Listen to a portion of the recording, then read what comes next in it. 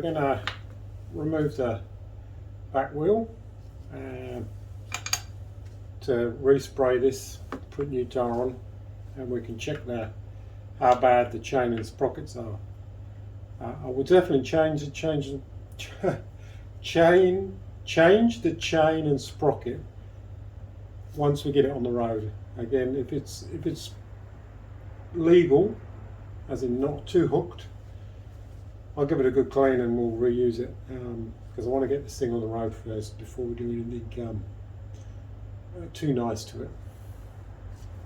So 12 and a 13. I don't know if that's standard.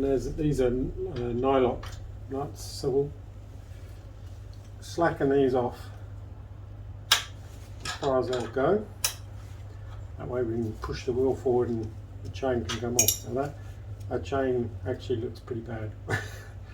And so does the cush drive.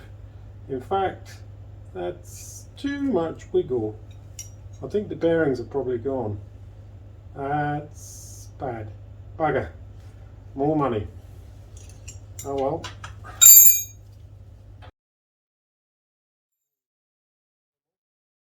So this is a 22. The other side is a 19. Just to stop it spinning.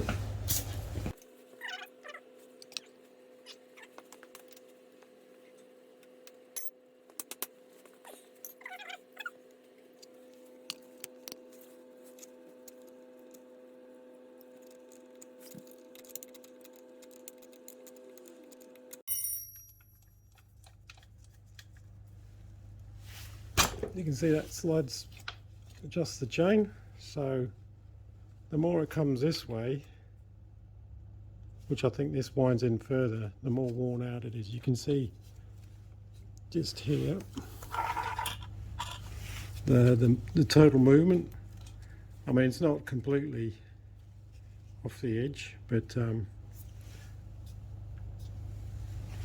the trick, I think, to know if a chain is worn is if you get the slackness out of the chain and you can still do this, that means it's buggered, or technically known as worn.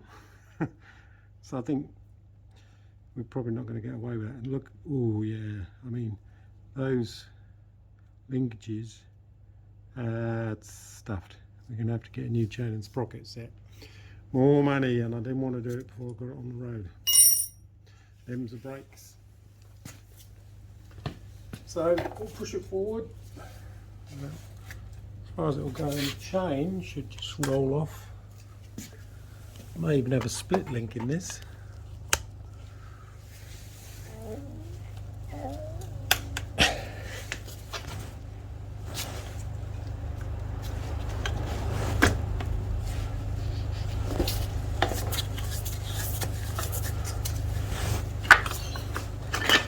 There we go, chain's off. And just pull out the axle. These are the little adjusters. Once you clean them up, you'll see. Oh, it's even got like a left-hand side indicator. That's good. So we'll pull this out. Hopefully, we don't need to remove the brake caliper. It should, in theory, crop out. Some bikes you have to remove them. Take the weight.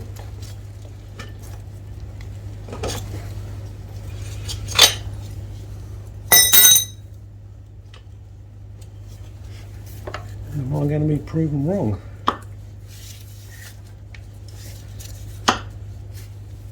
I think we do. There's probably recessed inside there, so it won't drop out. Pop this back in here quickly.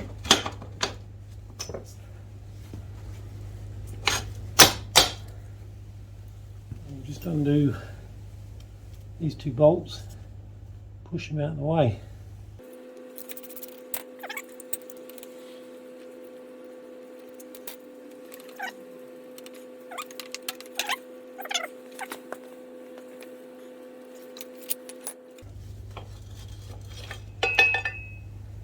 Yeah, so it has a little recess, so it's got to come out with the wheel.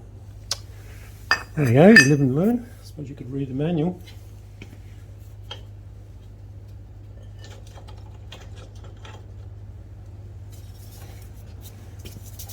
Just give it a twist so it gets behind the mudguard. And there drops out the rear sprocket carrier.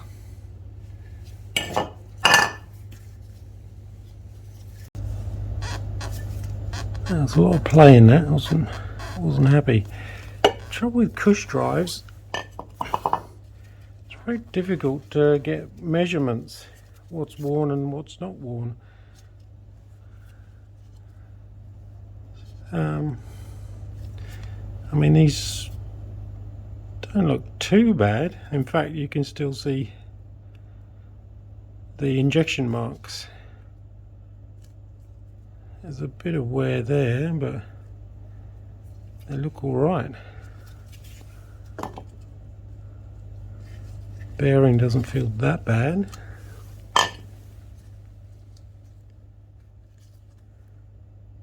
Anyway, let's get this on the bench and give it a bit of a clean. So we saw on the bike this is quite wobbly, and I think it's this. It's not so much the bearing is moving. Zoom in.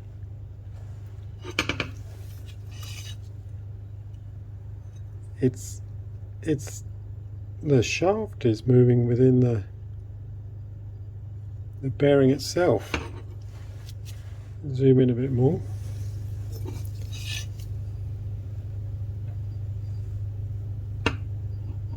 Focus. So you can see that there. It's moving in the shaft, not the inner race is moving.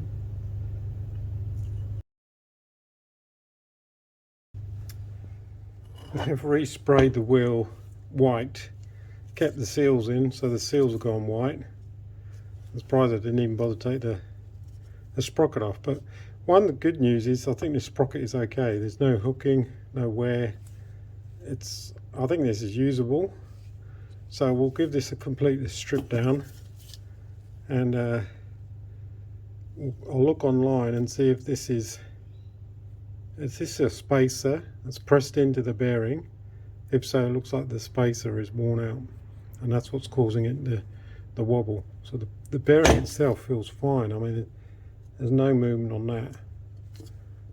So I'll have a look at the parts diagram and see if this is integral part to the bearing, or we just drift it out and make up a new spacer.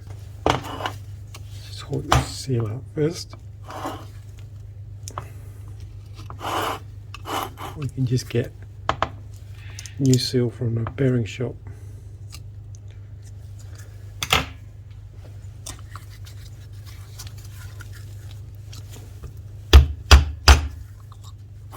Paint is probably causing it to stick, so I'm going to have to give this a good whack. In fact, you can see this has been a bit mangled. The seal itself is puckered, so I think someone's had a go at this before and might have given up or something, I don't know.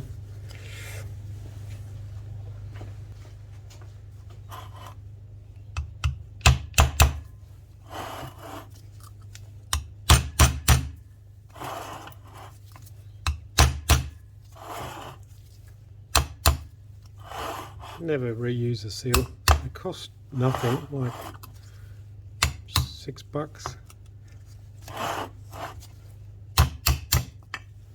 And the irony is you don't necessarily need them, because in theory this bearing is supposed to be sealed. What I mean is these sealed bearings can't be greased from the outside, so shoving in the grease between the seal and the bearing is not going to do anything. You would have to pop off the steel shield, put the grease in, and then somehow put the shield back on, so it's not going to work. And these steel shields just keep dust out, they won't keep water out. That's the inner race. You can probably hear the lovely grinding sound. To the computer, and let's have a look at the parts diagram. Yeah, so you can see, looking at the parts diagram I've circled in red, there's a small space there that looks like it's got a step in it. And yeah, quick Google on or look on eBay or whatever for the part number, and you can see in this screenshot the actual part. So it should be able to just push out. There isn't really any play in the bearing. So this is the bearing, that's the bearing shield. It's not a fully sealed one, it's just a bearing shield to keep dust out, but it does mean that water can get in and wash out the grease. So if I get another one, I'm going to get normal plastic sealed bearings, sealed for life. That's the inner race of the bearing, and then this should just push out, and we'll see it in a minute, hopefully, if it comes out okay. So I'm just gonna, I've got a little just a old piece of shaft stuff I had, which is a little bit, which is about the right size. I'll just give it a tap and it should just drop forward, he says. Yes, it's moving. There it goes. And that's the little, that's quite an unusual shape actually. That's our little spacer, so I think it's this that's worn out.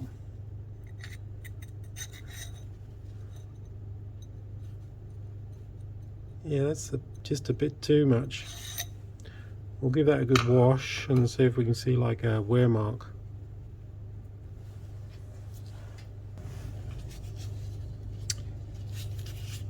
But you can see this, I don't know if this is original, because normally these are anodized or not anodized, or some sort of coating on them. They're usually sort of like a gold yellow.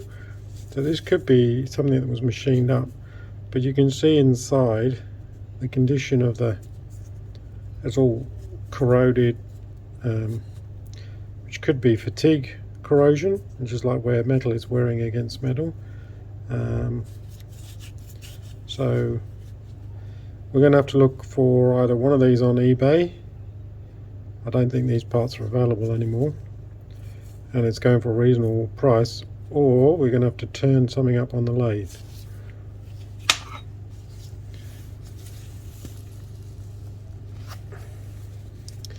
So the condition of this, still got the original sort of, I don't know what it is, galvanized finish, so it doesn't rust. So that's not worn out. You can see a little bit of wear on that end, which is where this was sitting.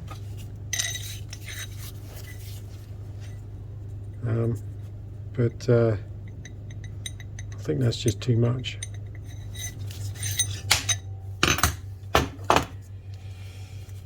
So we'll pop these out, give it a good clean, take the paint off.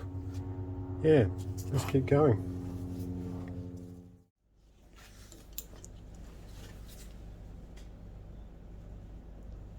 God, crazy tight. Probably use Loctite, some over the top Loctite.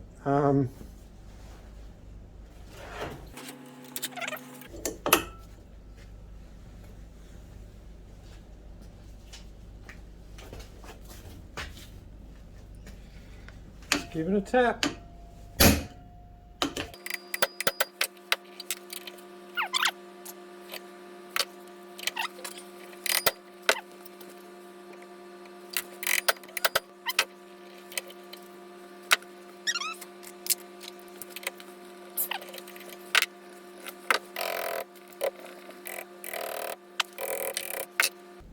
So I don't know if you can see on that one. It's just deformed. I'm going to have a job getting that out.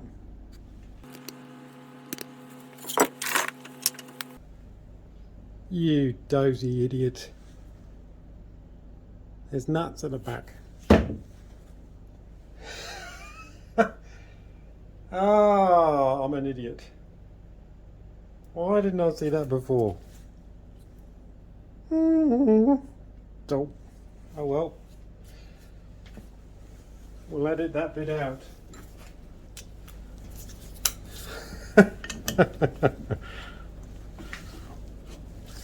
Same problem.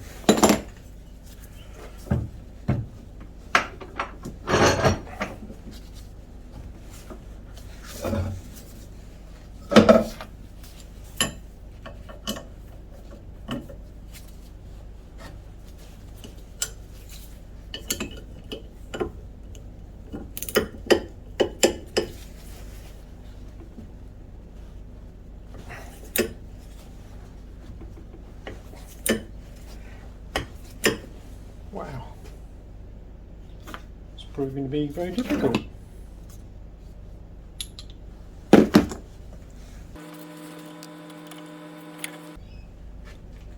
Cool. There we go, that's one.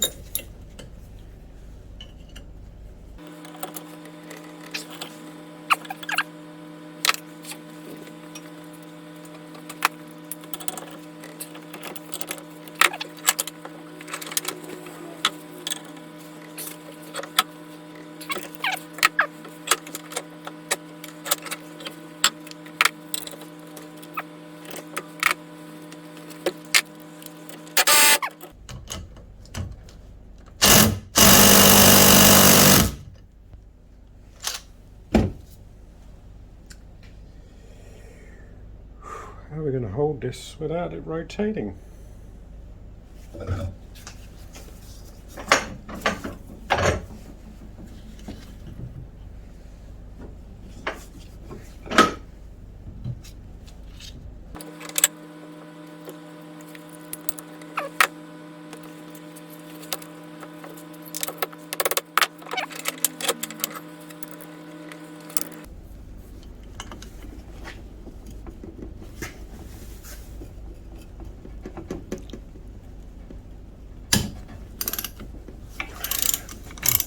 Do, I suppose.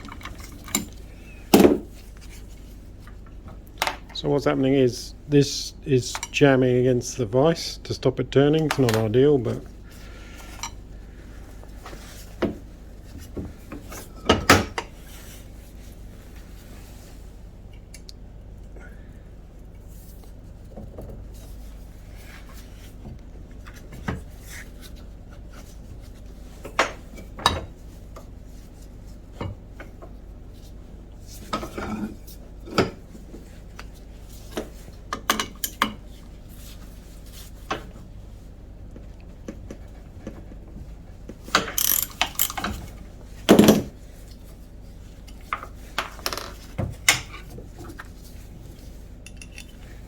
getting there slowly.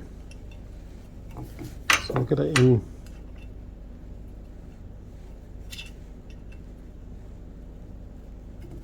In there. Get that in the vise.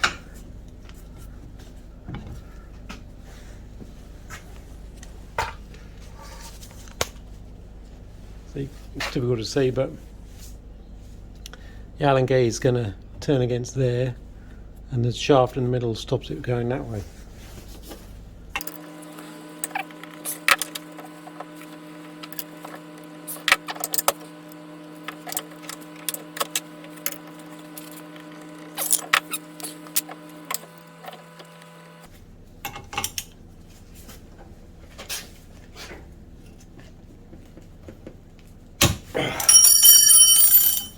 Slow way of doing it.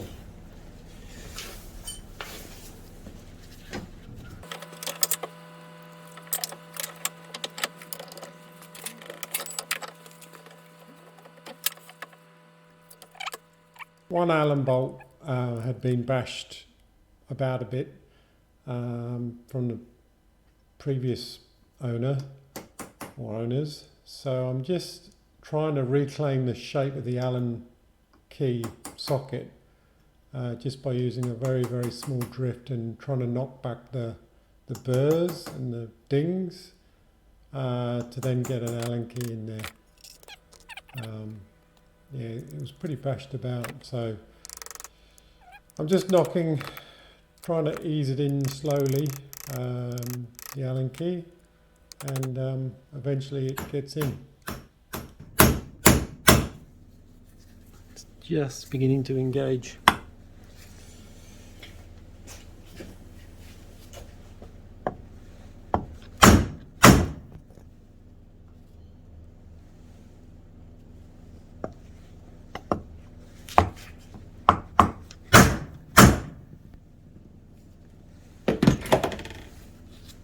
See if we can get it started.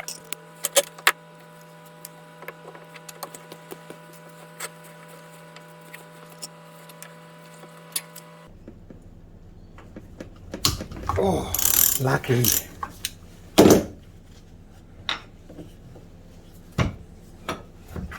Very lucky. So all these will have to be replaced, they're shagged.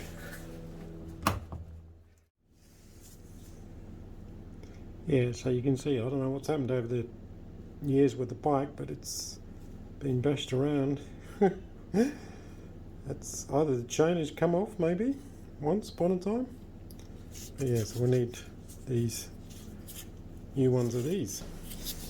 The other thing, these nuts, I think these are called,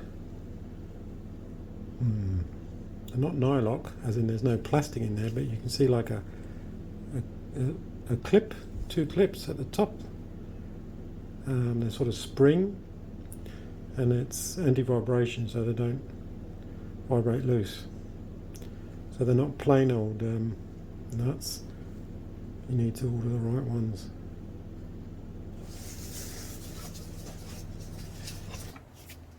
This should just gently lift off. It's just a good fit.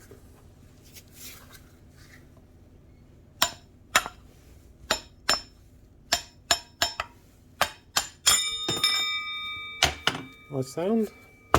Means it's not cracked. We'll give this a quick wash. I don't know if it's got the tooth size here. Yeah, I think it has. I don't know if you can see that. 41. I assume that's 41 teeth. Could be a part number. Easiest way to do is just count.